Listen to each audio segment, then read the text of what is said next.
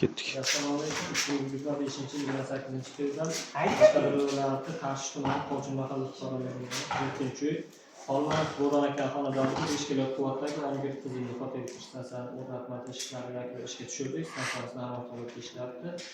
Stansiya bilan bitta tanishtirib o'taman. Invertor 5 kW Invertec XG5XL modeldagi invertor o'rnatilgan, bitta tarmoq shiti o'rnatilgan. Tarmoq shetida ikkita o'zgaruvchi tok avtomatlari bilan jihozlangan. Bu qachonki siz montaj qilayotgan paytingizda o'chirib, buni alohida o'chirgan holatda va invertor tagidagi switchdan o'chirgan holatda montajni to'g'rilab, yana qaytadan ishga tushirib yuboriladigan narsa. Xo'sh, keyin invertorimiz programmalar hammasi bo'lgan, avtomatik o'zi ish ko'radi. Insonlarning nima shart emas. Wi-Fi xizmatlari mabodo uzoqroq joydan monitoring qilaman desangiz, bemalol ular programmalarni yuklab olgan holatda kuzatib turishingiz mumkin. Zazimlinalar qilingan zazimlinalar ko'rsatib beradi.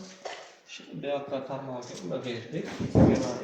Invertor transport hujjati bu. Qachonki mabodo almashtirish yoki servis xizmati to'g'risida mana shu garantiyalari shartnoma 3-bandlik ko'rsatilgan. Bitta qiziq ko'rsatilgan.